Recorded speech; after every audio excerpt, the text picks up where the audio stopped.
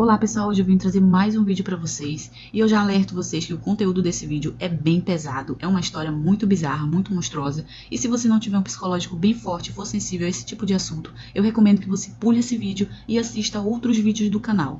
Então chega de enrolação e vamos para o nosso vídeo de hoje.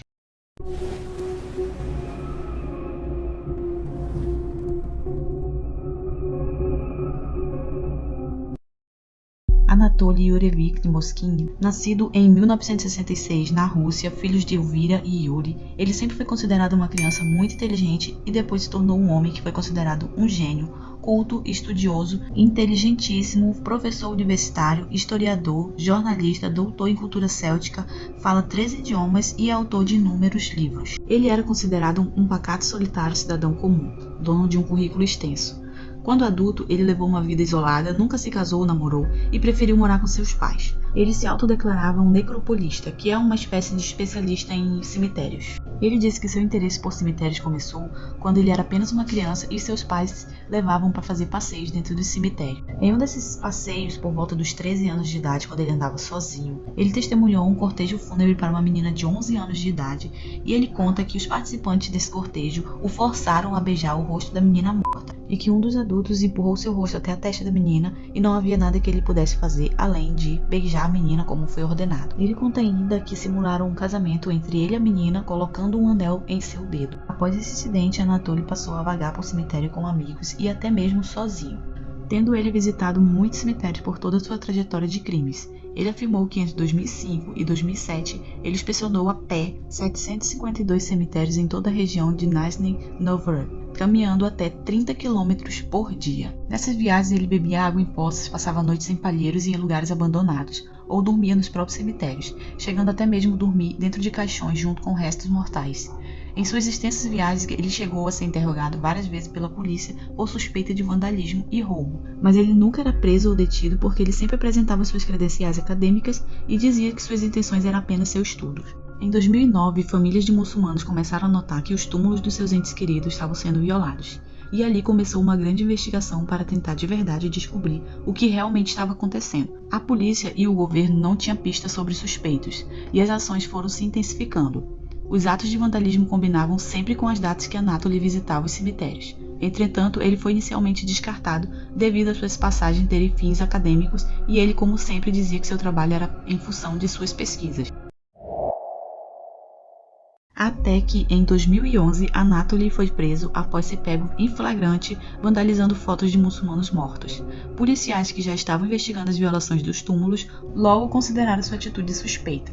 Levaram ele preso e emitiram um mandado de busca em seu apartamento. Chegando à residência em que ele morava com seus pais, eles encontraram uma cena chocante. Além de muita bagunça, havia muitos livros e prateleiras e cerca de 29 bonecas. Essas bonecas estavam espalhadas por todos os cômodos do apartamento, em cadeiras, sofás, prateleiras e algumas em pilhas de livros. Os detetives logo desconfiaram daquelas bonecas que tinham tamanhos reais de uma criança e algumas até de adolescentes. Quando os detetives moveram as bonecas, uma música começou a tocar. E assim eles perceberam que ele havia implementado caixas de músicas nas cavidades torácicas daquelas bonecas. E após um breve interrogatório, ele confessou que na verdade aquelas bonecas não eram simples bonecas, e sim corpos de crianças entre 2 e 12 anos de idade que ele havia violado dos seus túmulos. Em uma breve varredura no apartamento, a polícia descobriu também instruções de como fazer as bonecas, mapas de cemitérios da região e uma coleção de fotografias e vídeos que retratam sepulturas abertas e corpos desenterrados, embora nenhuma dessas evidências possa ser conclusivamente ligada a qualquer um dos corpos encontrados no apartamento. O homem cooperou com as investigações e afirmou que fez as bonecas ao longo de 10 anos. Seus pais afirmam saber da existência das bonecas, porém não sabiam que se tratava de cadáveres que haviam sido violados por seu filho. Eles relatam que ficavam ausentes por grande parte do ano e não sabiam como seu filho produziam as tais bonecas.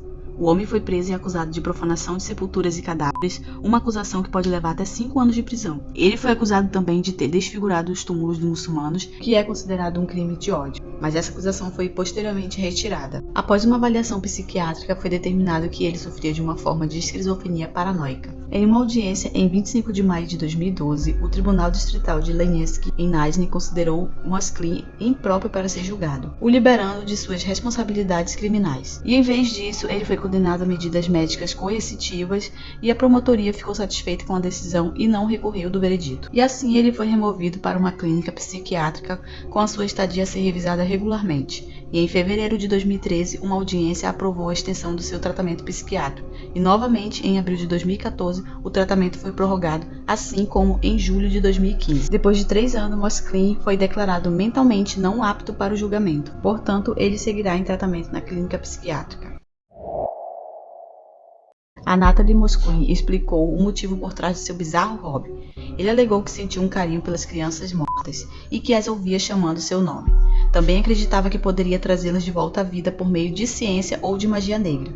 No depoimento, ele afirmou nunca ter sentido atração sexual pelos cadáveres e que as tratava como filhas. Além de realizar festas de aniversário, comemorar feriados, assistir desenhos animados, ele também cantava canções para elas. É difícil a gente imaginar esse tipo de cena na nossa cabeça, mas era realmente isso que ele fazia. Deixe aí nos comentários o que vocês acham dessas atitudes desse homem, pessoal.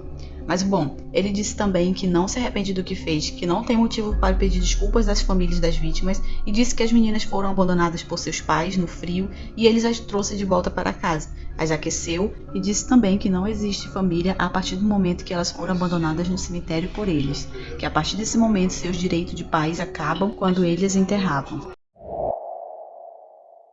Depois de exumar os cadáveres, Moskvin realizava técnicas de mumificação na tentativa de preservar os corpos.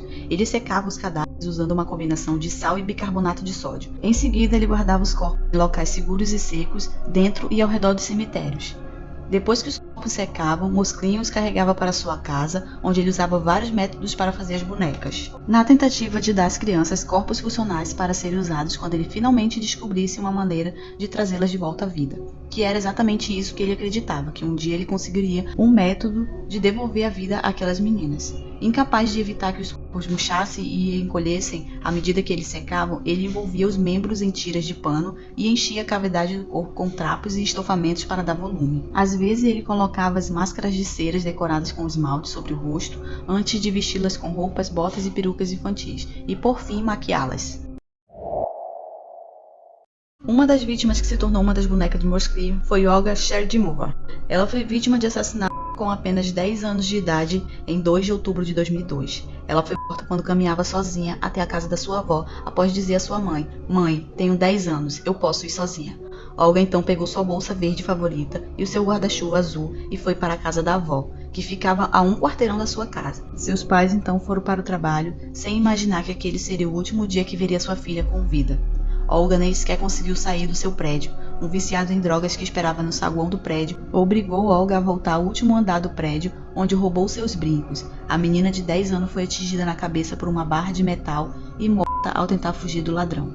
Seus restos mortais só foram encontrados cerca de 5 meses depois, preso atrás dos canos do sótão do prédio. A perícia não conseguiu determinar se a menina foi abusada sexualmente. Olga Sherdimova foi enterrado no cemitério em Nizhny Novgorod. Seus pais, Natalia e Igor, construíram uma cerca de metal ao redor do túmulo de sua filha e começaram a pintá-la em 7 de maio de 2003. No dia seguinte, quando voltaram para terminar a pintura, notaram que uma coroa de flores no túmulo de Olga havia sido movida e sentiram que alguém estava lá. Pouco depois, começaram a encontrar notas no túmulo de sua filha, chamando-o de a Pequena Dama, e parabenizando por eventos especiais, como se ela ainda estivesse viva. De acordo com os pais de Olga, a pessoa anônima deixou bilhetes perturbando em todos os feriados, incluindo o primeiro e último dia de aula, que dizia algo como "Feliz último mês do 6º ano da escola."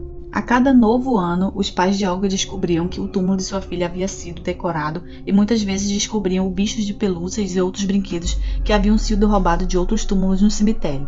Natalia, a mãe de Olga, disse aos repórteres: "Tremíamos de medo cada vez que íamos ao túmulo, sem saber o que esperar. Imagine como foi para nós, pais enlutados, ler essas notas sobre nossa filha assassinada. Não foi como uma piada de mau gosto, mas uma lança em nossos corações." Natalia e Igor conseguiram comprar uma lápide adequada para o túmulo de sua filha. E Anatoly escreveu mensagens ameaçadoras nele, incluindo: "Se você não erguer um grande monumento que ela merece, vamos desenterrar o corpo." E mais tarde, ele destruiu a lápide de Olga com um machado. Em 5 de outubro de 2012, quase 10 anos depois do seu enterro, ao abrir o túmulo de Olga, os pais da menina e a polícia encontraram um buraco em seu caixão, por onde os restos mortais da menina haviam sido removidos. Os pais ficaram surpresos ao descobrir que os restos mortais da menina haviam sido roubados há cerca de 9 anos atrás, e que seu pequeno corpinho havia sido vítima de Anatoly. Eles disseram arrasados: Visitamos o túmulo de nossa filha por 9 anos e não sabíamos que estava vazio.